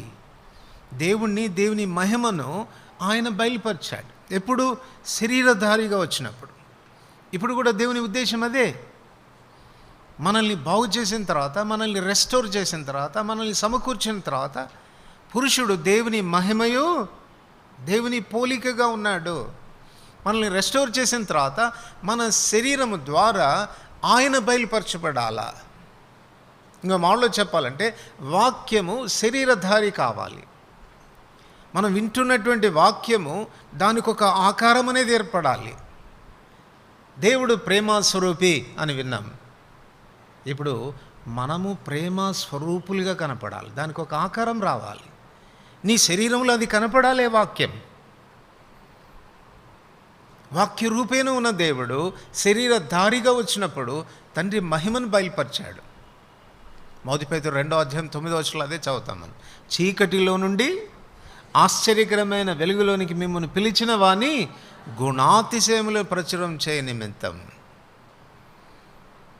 మనం ఆయనను బయలుపరుస్తున్నామా? ఆయన మహిమను బయలుపరుస్తున్నామా? ఆయన పోలిక మనలో కనపడుతూ ఉందా? అందుకు ఈ శరీరం ఇచ్చాడు. సో నిన్ను చూచిన వాడు ఆయన్ని చూడాలి. ఇది నా శత్రు దాడి మన దేహం మీద దేని కొరకు అనంటే, మనలో ఆయన కనపడకూడదు. మన శరీరంలో ఆయన మహిమ కనపడకూడదు. మనల్ని చూచిన వారు క్రీస్తును చూడకూడదు. అది వానికి ఉన్నటువంటి ఎయిమ్. దాని కొరకు మన శరీరం మీద దాడి చేస్తాడు, మనల్ని నష్టపరిచేదానికి పూనుకుంటాడు. ప్రభు చేత కాపాడబడకపోతే, ఆ వెలుగే మనల్ని భద్రపరచకపోతే, మన జీవితాల్లో దేవుని ఉద్దేశాలు అనేది మన దేహం ద్వారా ఏమి నెరవేర్చబడాలని కోరాడో అవి నెరవేర్చబడవు. ఇంకో మాటలో చెప్పుకోవాలంటే ఆయన సంకల్పాలు మన ద్వారా నెరవేర్చబడాలి. హెబ్రీ 10:5-7 యేసుప్రభు వారే తన శరీరాన్ని గురించి రాస్తూ, ప్రభా నేను ఈ లోకమందు ప్రవేశించినప్పుడు నువ్వు నాకు ఒక శరీరాన్ని అమర్చావు, నాకు ఒక శరీరం ఇచ్చావు. నువ్వు బలి అర్పణ కోవడం లేదు, నాకు ఒక శరీరం ఇచ్చావు. దేని కొరకు? నీ చిత్తం నెరవేర్చడానికి. సో శరీరంలో బ్రతికినంత కాలం మన ఆశలు, మన కోరికలు, మన ఉద్దేశాలు, మన స్వయం కొరకు జీవించడానికి కాదు. ఇది ఎంతమంది శరీరాల మీద సాతానుడు దాడి చేస్తున్నాడు, ఎంతమంది వాడి దాడికి గురి అవుతున్నారనేది మనకే అర్థమవుతుంది. నీ శరీరం మీద సాతానికి అధికారం లేదంటావా? నీ శరీరంలోని అవయవాల్ని వాడు సాధనాలుగా వాడుకోవట్లేదంటావా? నీ దేహాన్ని వాడు అపవిత్రపరచడం లేదంటావా? దేవుని సంకల్పాలు నీ ద్వారా నెరవేర్చబడాలని దేవుడు ఆశించి నిన్ను రక్షించినా కూడా దేవుని ఉద్దేశాల విషయాల్లో, సంకల్పాల విషయాల్లో ఏం మాత్రం ఆలోచన లేకుండా మన స్వార్థం కొరకు, మన కొరకే, మన పనుల కొరకే మన కాలమంతా వెళ్ళబుచ్చడం లేదా? అట్లాగైతే శత్రు చేత నువ్వు దాడికి గురి కాబడిన వాడు కావా? ఎక్కడ భద్రత? దావీదు అంటున్నాడు, యెహోవా నాకు వెలుగు, నాకు రక్షణ. He protected me. ఆ వెలుగు చేత నన్ను కాపాడాడు. శత్రువు నా శరీరాన్ని తినివేయాలని వాడు ప్రయత్నం చేసిన నేను భయపడలేదు. చూడండి, మొదటి వచనంలో ఏమన్నాడు? 27వ కీర్తన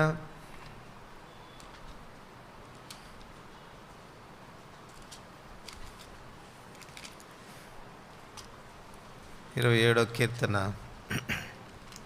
మొదటి వచనం, యెహోవా నాకు వెలుగును రక్షణ అయి ఉన్నాడు, నేను ఎవరికి వెరతును. 14వ వచనం, యెహోవా కొరకు కనిపెట్టుకొని ఉండుము, ధైర్యం తెచ్చుకొని నీ హృదయమును నిబ్బరంగా ఉంచుకొనుము, యెహోవా కొరకు కనిపెట్టుకొని ఉండుము. ఇప్పుడు మనం చేయాల్సిన పని ఏంటి?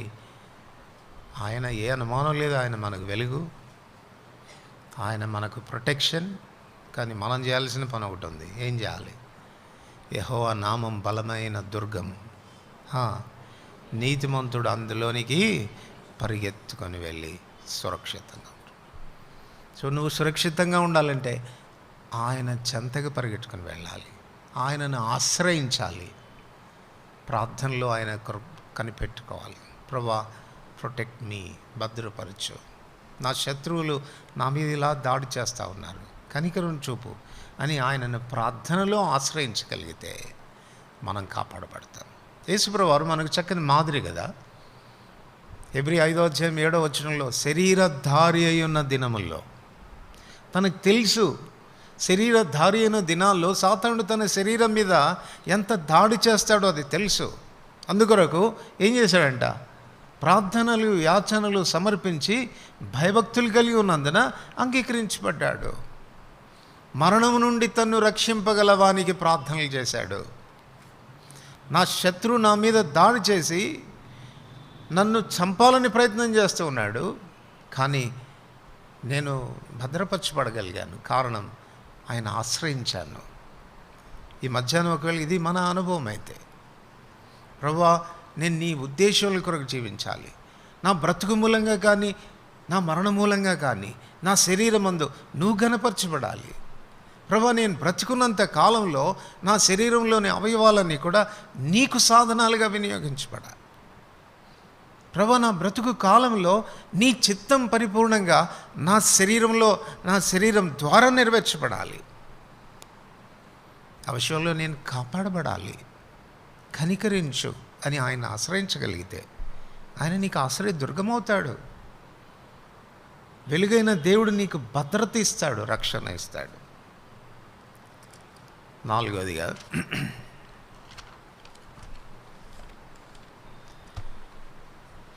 కీర్తనలు 90.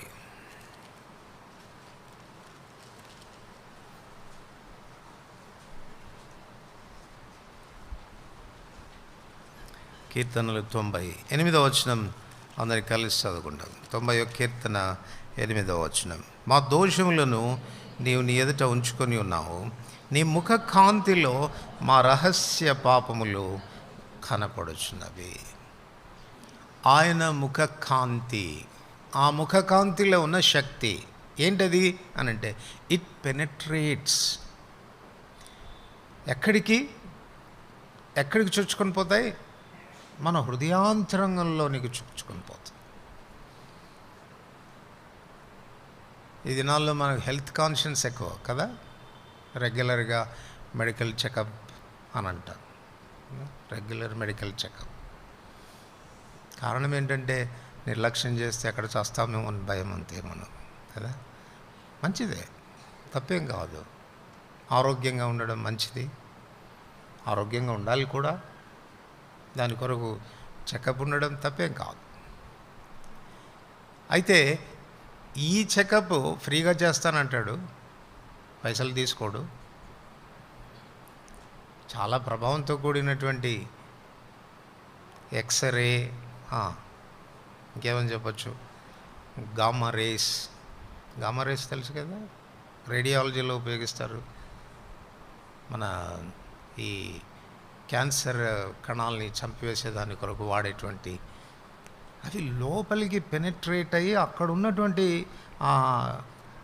క్యాన్సర్ వ్యాధి కణాలని అది నాశనం చేస్తుంది.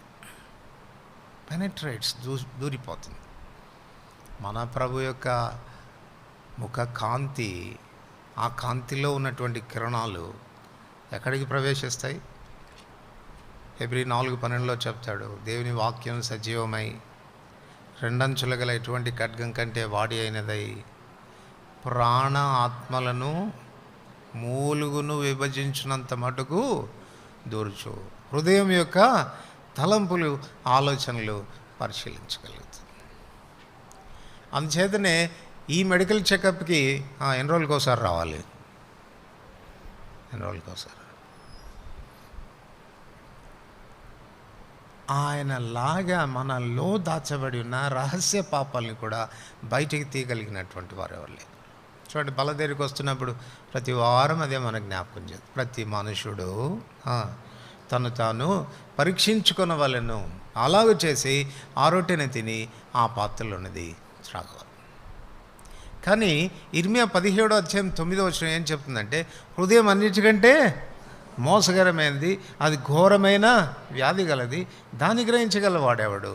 ఈ హృదయం ఎట్లాంటిదంటే అందరినీ మోసం చేస్తుంది. అందరినీ చేసింది మనల్ని కూడా మోసం చేస్తుంది.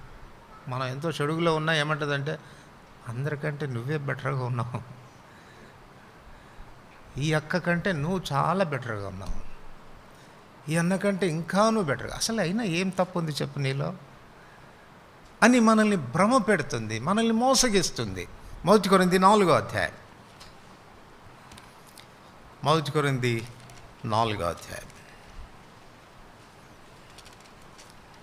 1 కొరింథీ 4వ అధ్యాయం 3, 4, 5 వచనాలు కలిసి చదువుతాం. మీ చేతనైనను ఏ మనుషుని చేతనైనను నేను విమర్శించబోట నాకు మిక్కిలి అల్పమైన సంగతి. నన్ను నేనే విమర్శించుకొనను, నా యందు నాకు ఏ దోషమును కానరాదు. అయినను ఇందువలన నీతిమంతుడనిగా ఎంచబడను. నన్ను విమర్శించువాడు ప్రభువే. కాబట్టి సమయం రాకమునుపు, అనగా ప్రభు వచ్చే వరకు దేని గురించి తీర్పు తీర్చకూడి, ఆయన అంధకారమందలి రహస్యములను వెలుగులోనికి తెచ్చి హృదయంలోని ఆలోచనలను బయలుపరిచినప్పుడు ప్రతివానికి తగిన మెప్పు దేవుని వలన కలుగును. మీ వలన నేను విమర్శించబడ్డం చాలా మిక్కిలి అల్పమైన సంగతి. ఎందుకనంటే మీ దగ్గర నేను డ్రామా చేయొచ్చు, యాక్ట్ చేయవచ్చు, నటించవచ్చు, ఇంకెక్కువగా జీవించవచ్చు కదా. మనం అందరము ఆ విషయంలో ఎక్స్పర్ట్స్ అనుకుంటాను. నటించడం కాదు, ఏం చేస్తాం, జీవిస్తాం. మెగాస్టార్స్ మనం. అంత మాత్రం చేత మీరు అనుకుంటారు నన్ను చాలా భక్తిపరుడు అనుకుంటారు. కాదంటున్నాడు పౌలు. పోనీ నన్ను నేను విమర్శించుకుందామంటే నాలో నాకు ఏ దోషం కానరాదు, ఎందుకంటే నా హృదయం నన్ను మోసగిస్తూ ఉంటుంది. నీలో అసలు ఏం పాపం ఉంది, నువ్వు చాలా పరమ భక్తుడే ఉంటుంది. అది నన్ను మోసగిచ్చి మళ్ళీ ఏం చెప్తుందనంటే, అయినా నిన్ను నువ్వు చూసుకోవాల్సిన అవసరం లేదు. 5వ వచనం, కాబట్టి సమయం రాక మునుపు అనగా ప్రభు వచ్చే వరకు దేని గూర్చి తీర్పు తీర్చకూడదు. అంటే అర్థం ఏంటి, నువ్వు బాగానే ఉన్నావో, వాడి సంగతి చూడు, వాడు చూడు పనికిమాలినోడు ఎట్టున్నాడో, వాడి జీవితం ఎట్లుంది, ఈ యొక్క జీవితం చూసావా అసలు అని వేరే వాళ్ళని గూర్చి మనం విమర్శించేదానికి, తీర్పు తీర్చేదానికి అది మనల్ని ప్రేరేపిస్తుంది. మన పాపాన్ని కప్పిపుస్తుంది, నువ్వు చాలా మంచోడు అని చెప్తుంది, అవతలోని పాపాన్ని బయలుపరుస్తుంది. వాళ్ళు చూడు, వీళ్ళని చూడు, వాళ్ళని విమర్శ వీచు వీళ్ళు. దేవుని వాక్యము బయలువెళ్ళిన తోడనే వెలుగు కలుగుతుంది. దేవుని వాక్యం సజీవమైనది, బలమైనది. ఎంత పవర్ఫుల్ అని అంటే మూలుగులో ఉన్న పాపాన్ని కూడా బయటికి తీసుకొస్తుంది. దేవుని వాక్యం ఈ రీతిగా విడుదలవుతున్నప్పుడు, దేవుని వాక్యం ఉన్నట్టుగా మన జీవితాన్ని బయలుపరుస్తున్నప్పుడు, మన అంతరంగంలో మూలుగులో దాచబడిన పాపాన్ని కూడా బయటికి తీసుకొస్తున్నప్పుడు, సాతానుడు మనల్ని ఎంత భ్రమ పెడుతున్నాడనంటే, మనల్ని మనం విమర్శించుకోకపోగా ఇతరుల జీవితాలను చూసి, ఈ వాక్యము సరిగా తగిలిందా అన్నకు, ఈ వాక్యము ఆ అక్కకు సరిగా తగిలింది అని వాళ్ళని గురించి మాట్లాడుకుంటున్నాము, వాళ్ళని గురించి ఆలోచిస్తున్నావు. కానీ నీ వ్యక్తిగతమైన జీవితాన్ని గురించి ఆలోచిస్తున్నావా? దేవుడు నీతో కదా మాట్లాడుతుండేది, నీ పాపాన్ని కదా బయలుపరుస్తుండేది. మెడికల్ చెకప్కి పోయినప్పుడు మన రిపోర్ట్సే మనం తీసుకుంటామా, వేరే వాళ్ళ రిపోర్ట్స్ తీసుకొచ్చి ఆనందపడతామా?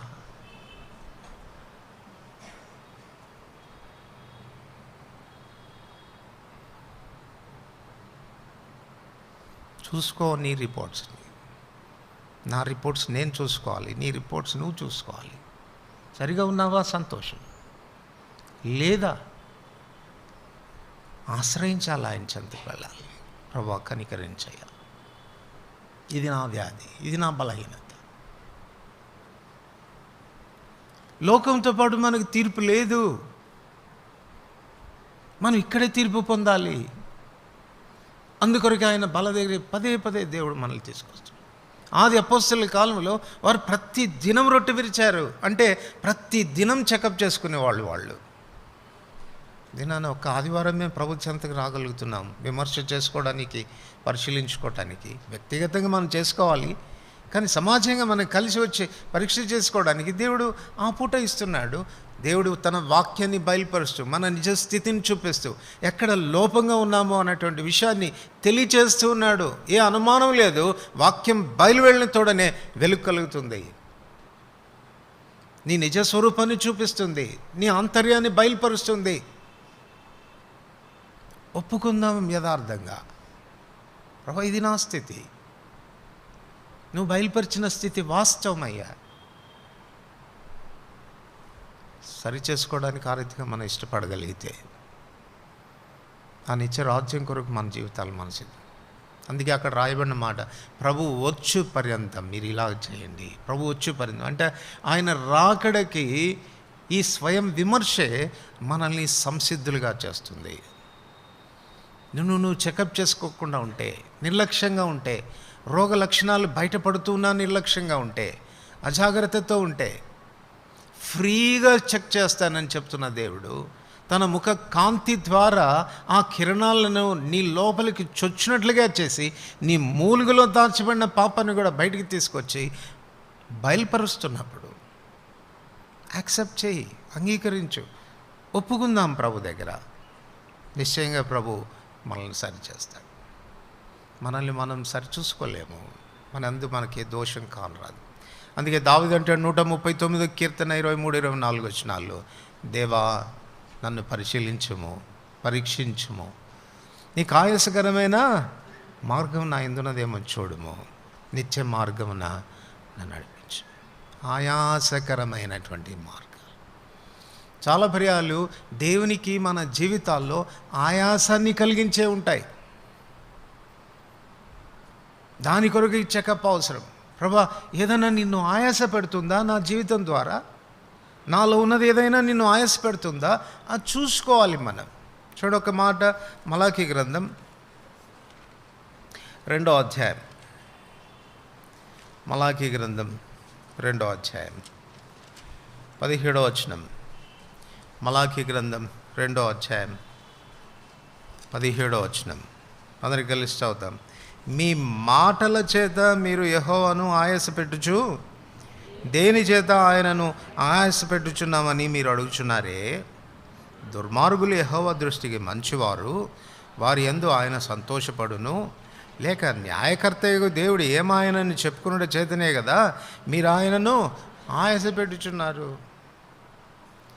చాలా పర్యాలు మనం అంటామంట దేవునితో, నేనెందుకు పనికొస్తానులే నీకు, వాడైతేనే. ఆ దుర్మార్గులను చూడ ఎంత బాగా చూస్తున్నావో, వాళ్ళంటేనే నీకు ఇష్టం. 73వ కీర్తనలో ఆశాపదే అన్నాడు, నా చేతులు కడుక్కొని నిర్మలమైంట వ్యర్థమే, ప్రతి ఉదయాన నాకు శిక్ష వస్తుంది. ఆ దుర్మార్గులు చూడు, వాళ్ళకి ఏ రోగం రాదు, ఇబ్బంది రాదు, కష్టాలు రావు, వాళ్ళు చాలా బాగా ఉన్నారు, తృప్తిగా తింటారు, గర్వం కంఠహారం వల్లే చుట్టుకొని ఉంది, అసలు మహోన్నతునికి తెలియ ఉన్నదా అని మాట్లాడతారు. అట్లాంటి వాళ్ళకైతే బాగా ఇస్తావు డబ్బులు, నువ్వు క్షేమంగా ఉంచుతావు, ఏ రోగం రాకుండా చూస్తావు. నేను నీతిగా ఉంటే, భక్తిగా ఉంటే నా మీద ఎప్పుడు నీ కక్షే. చాలాసార్లు దేవునికి విరోధంగా అట్లా మాట్లాడతాం. దేవుని యొక్క ప్రేమను అర్థం చేసుకోం, దేవుని అపార్థం చేసుకొని మాట్లాడతాం. అది ఆయనకి చాలా ఆయాసం కలిగిస్తుందంట. తర్వాత అదే వచనంలో రాశాడు, న్యాయకర్తయగు దేవుడు ఏమాయను. అంటే ఇండైరెక్ట్గా ఏమని చెప్తున్నాడంటే, నువ్వు అన్యాయస్తుడవయ్యా అని ఆయన గురించి మాట్లాడుతున్నారండి. నీకు పాపులంటేనే ఇష్టం, రెండవది నీవు న్యాయం చేసేవాడివి కాదు అని మాట్లాడడం ద్వారా ఆయన ఆయాసపడుతున్నారు.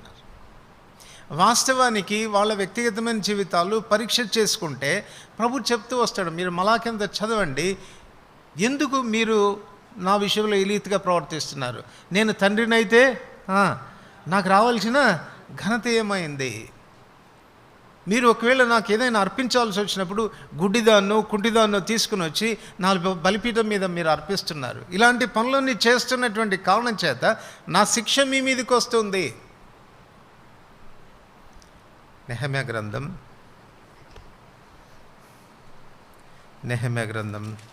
9వ అధ్యాయం 32-33 వచనాలు. నెహెమ్యా 9వ అధ్యాయం 32 నుంచి 34 వచనాలు కలిసి చదువుకుంటాం. చేసిన నిబంధనను నిలుపుచు కృపచూపునట్టి మహాపరాక్రమశాలివియు భయంకరుడు వగు మా దేవా, అశ్షూరు రాజుల దినములు మొదలుకొని ఈ దినముల వరకు మా మీదికి, మా రాజుల మీదికి, ప్రధానుల మీదికి, మా పితరుల మీదికి, నువ్వు ప్రజలందరి మీదికి అనుమతించిన శ్రమ అంతే నీ దృష్టికి అల్పముగా ఉండునుగాక. మా మీదికి వచ్చిన శ్రమలన్నింటినీ చూడగా నీవు న్యాయస్థుడవే, నీవు సత్యంగానే ప్రవర్తించితివి, కానీ మేము దుర్మార్గులమైతిమి. 34 మా రాజులు కానీ, మా ప్రధానులు కానీ, మా యాజకులు కానీ, మా పితరులు కానీ నీ ధర్మశాస్త్రం అనుసరించి నడవలేదు. నువ్వు వారి మీద పలికిన సాక్ష్యములనైనను నీ ఆజ్ఞలనైనను వారు వినకపోయిరి. ఎందుకు కష్టాలు మనకు, ఎందుకు ఇబ్బందులు, ఎందుకు సమస్యలు అనంటే మనల్ని కరెక్ట్ చేయడానికి ప్రభు పంపిస్తాడు. నెహెమ్యా అంటున్నాడు, అసలు నువ్వు ఇంతకంటే ఎక్కువగా శిక్షించాల్సి ఉంది మమ్మల్ని, కానీ నువ్వు శిక్షించింది చాలా తక్కువ. వాస్తవానికి నువ్వు మా మీదకి పంపినటువంటి ఈ శ్రమలన్నింటినీ చూడగా న్యాయవంతుడివేనా, అది రావాల్సిందే మాకు. ఇది మా బుద్ధిహీనతను బట్టి, మా అజ్ఞానం బట్టి, మా పొరపాట్లను బట్టి, మా తిరుగుబాట్లను బట్టి మేము తెచ్చుకున్నది ఇది. చాలా పర్యాలు మన అజ్ఞానాన్ని బట్టి, అవిధేయతను బట్టి మనం కొని తెచ్చుకునేటువంటి శ్రమల్ని మనం కొని తెచ్చుకొని మళ్ళీ ఆయన్నేమంటావు, అసలు దేవుడు న్యాయవంతుడేనా? ఆయన న్యాయవంతుడైతే నన్ను ఇట్లా శిక్షిస్తాడా అని మాట్లాడి ఆయన ఆయాస పెడుతున్నామంట. ఆయన ముఖ కాంతిలో నుండి బయలు వెళ్ళేటువంటి కిరణాలు నీ ఆంతర్య పాపాన్ని, నీ రహస్య పాపాన్ని కూడా బయట పెట్టగలవు. బయట పెట్టినప్పుడు ఒప్పుకొని తీరాల్సిందే, ప్రభా ఈ పరిస్థితి నాకు న్యాయమైనదే, నువ్వు న్యాయమైన దేవుడవు. లోకస్తులను మనతో పాటు ఆయన శిక్షించాడు. వాళ్ళకి ఒకేసారి శిక్ష ఉంది, నరకం ఉంది, నీకు నాకు లేదు. కుమారులైన మనం అందరం శిక్షలో పాలు పొందాల్సిందే. ఏ చిన్న తప్పు చేసినా ఈ భూమి మీద నిన్ను వదిలిపెట్టాడు, శిక్ష గుండా నిన్ను తీసుకుని వెళ్తాడు. తద్వారా న్యాయవంతుడని రుజువుపరుచుకుంటాడు. నువ్వు అన్యాయస్తుడంటే సరిపోదు. అయ్యా నీకు పాపులంటేనే ప్రేమ అని అనవసరంగా ఆయన అపార్థం చేసుకోవద్దు. ఈ విషయంలో తనకు చాలా ఆయాసం కలిగి దేవుని ఇంటికి వెళ్ళి అడగాలనుకున్నాడట. ఎందుకు ఇలా జరుగుతుంది ప్రభా? నేను ఇంత నీతిగా ఉంటే నాకేమో శిక్ష, పద్దాగా శిక్షిస్తావు, వాళ్ళనేమో అంత బాగా చూస్తున్నావు అని చివరికి దేవుని ఇంటికి వెళ్ళిన తర్వాత అప్పుడు అంటాడు, అయ్యో పశుప్రాయుడిని అయితిని, నీ సన్నిధిని మృగం వంటి వాడిని అయితిని. కారణం ఏంటంటే ఇప్పుడు అర్థమైంది ప్రభా, నిశ్చయంగా నీవు వారిని కాలు జారు చోటనే ఉంచి ఉన్నావు. ఒక్క క్షణంలో లయమైపోతారు వాళ్ళు. కానీ నేను నీ సన్నిధిలో ఉన్నానయ్యా, నీ ఆలోచనల చేత నన్ను నడిపిస్తున్నావయ్యా. ఎంత మృగంలాగా ఆలోచించానయ్యా, బుద్ధిహీనంగా ఆలోచించి నీకు విరోధంగా మాట్లాడానయ్యా, అది చెప్తున్నాడు. మన అవిధేయతలను బట్టి, మన పొరపాట్లను బట్టి, మన జీవితాలకు తెచ్చుకునే ఏ శిక్షను బట్టి అయినా దేవునికి విరోధంగా మాట్లాడడానికి సాహసించవద్దు. అది ఆయన ఆయాసపెట్టినట్టే. ఇప్పుడు దావీదు అంటున్నాడు, దేవా నన్ను పరిశీలించు, నన్ను పరీక్షించు, నీకు ఆయాసకరమైన మార్గం, నిన్ను దుఃఖపెడుతున్నది ఏదైనా నాలో ఉంటే నన్ను సరిచేయి. నిశ్చయంగా ప్రభు ఆ రీతిగా నీలో దాచబడిన రహస్య పాపాలని వెలుపలికి తీసుకుని రావడం మాత్రమే కాక మనల్ని కరెక్ట్ చేస్తాడు ఆయన. ఆయన మన పాపాలని బయలుపరిచేది మనల్ని సిగ్గుపరచడానికి కాదు, మనల్ని అవమానపరచడానికి కాదు, మనల్ని మరింత పరిశుద్ధతలోనికి నడిపించడానికి. ఆయన వెలుగులో ఉన్న ప్రకారం మనమును వెలుగులో నడిచిన ఎడల అన్యోన్య సహవాసం గలవారమంట.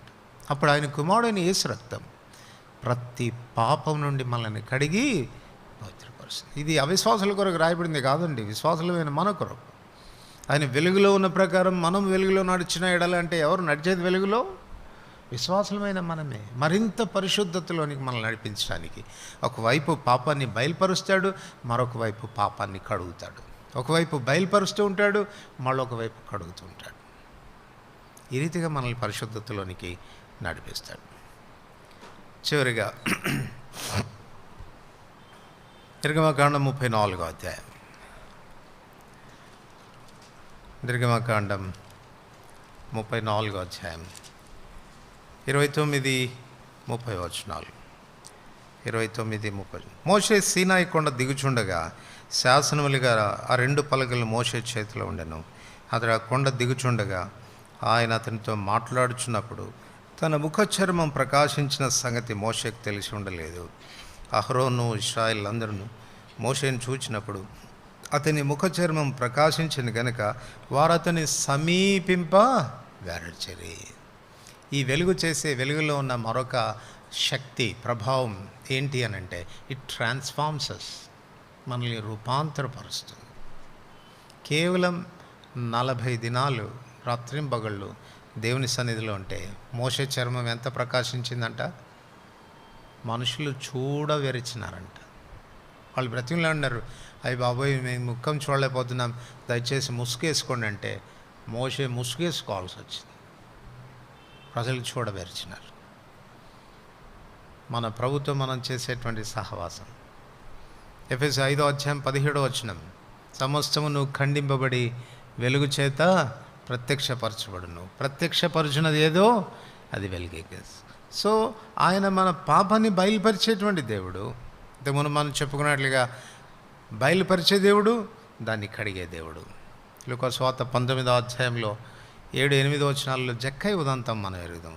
నేడు నేను నీ ఇంట ఉండవలసి ఉన్నది. సంతోషంగా చేర్చుకున్నాడు.